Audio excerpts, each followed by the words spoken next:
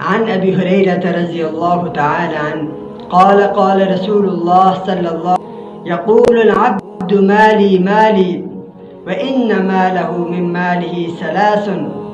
حضرت ابو ہریرہ رضی اللہ تعالیٰ عنہ سے مروی ہے، وہ بیان کرتے ہیں کہ رسول اللہ صلی اللہ علیہ وسلم نے فرمایا، بندہ کہتا رہتا ہے کہ میرا مال اتنا ہے، میرا مال اتنا ہے، حالانکہ فی الحقیقت اس کا مال اس کے پاس صرف 3 قسم کا ہے۔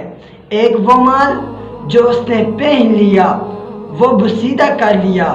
دوسرا وہ مال جو اس نے کھا لیا اور ختم کر لیا۔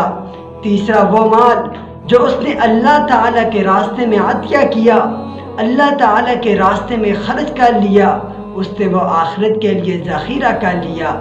ان اموال کے علاوہ جو بھی مال وہ چھوڑ کر جانے والا ہے، وہ